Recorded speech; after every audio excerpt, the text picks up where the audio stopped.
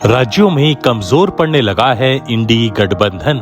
ममता उद्धव उमर के बाद केजरीवाल अखिलेश ने दिखाए तेवर।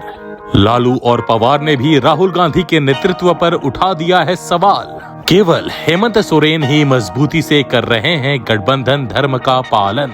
हरियाणा और महाराष्ट्र की पराजय के बाद बदलने लगे दलों के सुर। नमस्कार, आजाद सिपाही के खबर विशेष में आपका स्वागत है। मैं हूं राहुल सिंह। इसी साल के पूर्वार्ध में लोकसभा चुनाव से ठीक पहले बने विपक्षी पार्टियों के इंडी गठबंधन में सब कुछ ठीक नहीं चल रहा है। लोकसभा चुनाव में एकजुट होकर लड़ने वाला यह गठबंधन पहले हरियाणा और फिर महाराष्ट्र के विधानसभा चुनाव में पराजित होने के बाद अब कमजोर ही नहीं, बिखरने की कगार पर दिखाई देने लगा है। यह साफ दिख रहा है कि गठबंधन पर कांग्रेस की पकड़ कमजोर हो रही है। इंडी गठबंधन की कमजोरी उस समय सबसे पहले सामने आई जब ममता बनर्जी की पार्टी टीएमसी ने कांग्रेस को आंख दिखाई। इसके बाद लालू यादव और शरद पवार ने राहुल गांधी की नेतृत्व क्षमता पर सवाल उठा दिया, तो उद्धव ठाकरे, अखिलेश यादव और अरविंद केजरीवाल ने अलग रास्ता अख्तियार करने का फैसला कर लिया। इंडी गठबंधन की कमजोरी हाल में समाप्त हुए संसद के शीतकालीन सत्र के दौरान भी दिखी, जब कांग्रेस की ओर से अडानी का मुद्दा उठाया गया और वॉकआउट तथा विरोध प्रदर्शन में दूसरे दलों ने उसका साथ नहीं दिया।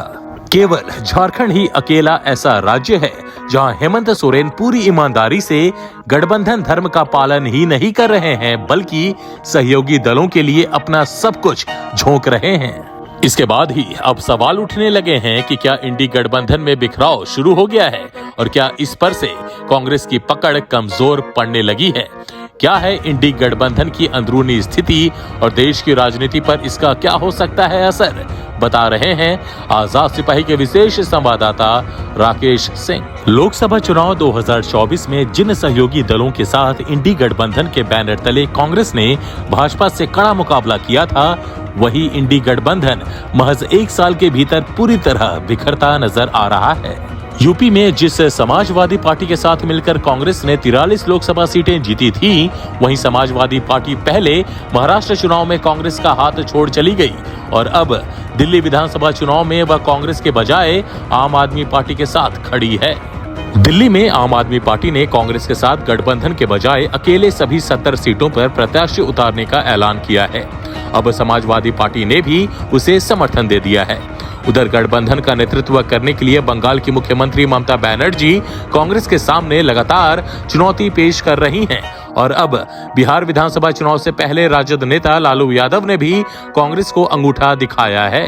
इस तरह देखा जाए तो राष्ट्रीय स्तर पर इंडी गठबंधन में भले ही सब कुछ ठीक दिख रहा हो, प्रदेशों में इसके अंदर सब कुछ ठीक नहीं है।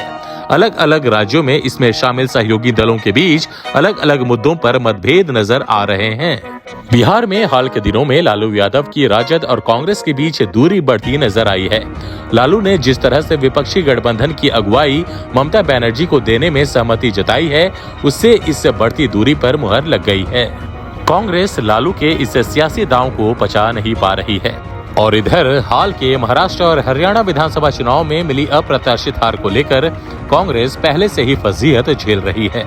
इस हार के कारण भी गठबंधन के भीतर की स्थिति बिगड़ी है। हालांकि गठबंधन में शामिल क्षेत्रीय दल अब भी यही मान रहे हैं कि गठबंधन में कांग्रेस ही एकमात्र ऐसी पार्टी है जिसके पास पूरे देश में संगठन है। गठबंधन में कमजोर पड़ रही है कांग्रेस। कुछ दिन पहले ही तृणमूल कांग्रेस की ओर से ममता बनर्जी को इंडी गठबंधन का नेता बनाने की मांग उठी। इस पर कांग्रेस की ओर से पलटवार भी हुआ।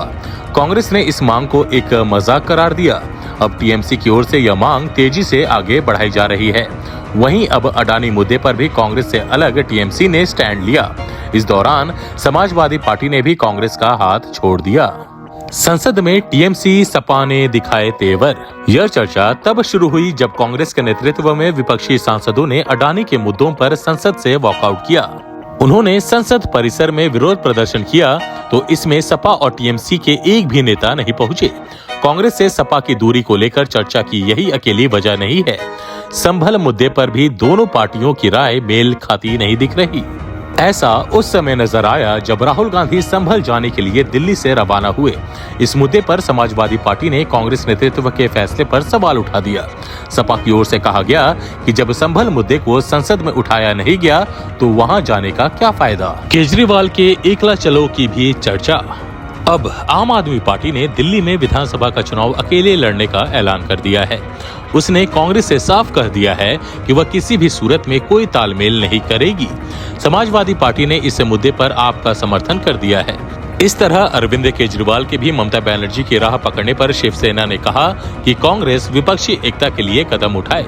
शिवसेना ने दिल्ली चुनाव में आपके अपने बूते चुनाव लड़ने की घोषणा करने पर यह बात कही है। पार्टी ने कहा है कि बंगाल में ममता बनर्जी कांग्रेस से दूरी रखकर राजनीति करने की कोशिश कर रही हैं। अब केजरीवाल भी उसी राह पर जा रहे हैं। इस संबंध में कांग्रेस को आत्मनिरीक्षण करने और एकजुटता के लिए कदम उठाने की जरूरत है। केवल हेमंत कर रहे हैं गठबंधन धर्म का पालन। इंडी गठबंधन की स्थिति केवल झारखंड में ही अच्छी है। हेमंत सोरेन पूरी ईमानदारी से गठबंधन धर्म का पालन कर रहे हैं। हाल में संपन्न विधानसभा चुनाव में उन्होंने न केवल सहयोगी दलों को पर्याप्त सीटें दी, बल्कि हर सीट पर खुद प्रचार कर उनके प्रत्याशियों की मदद की। सरकार बनने पर भी उन्होंने सहयोगियों के साथ पूरा समन्वय बनाकर मंत्री बनाए और विभागों का बंटवारा भी किया। हरियाणा, महाराष्ट्र में हार से बैकफुट पर कांग्रेस। इस बात में कोई संदेह नहीं है कि पहले हरियाणा और फिर महाराष्ट्र चुनाव में कांग्रेस को मिली करारी शिकस्त के बाद पार्टी को तगड़ा झटका लगा है। अब सवाल यही है कि कांग्रेस कैसे वापसी करती है। अब अगले साल दिल्ली और बिहार के चुनाव हैं। अब देखना दिलचस्प होगा कि क्या कांग्रेस इन चुनाव में अपनी मजबूत दावेदारी पेश कर पाएगी।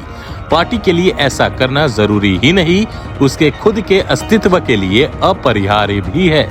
आज के आजाद सिपाही के खबर विशेष में बस इतना ही। देश विदेश की और भी अधिक जानकारी के लिए आप पढ़ते रहिए अपना लोकप्रिय दैनिक अखबार आजाद सिपाही। और हाँ, आप हमारे इस YouTube चैनल को जरूर सब्सक्राइब करें। धन्यवाद।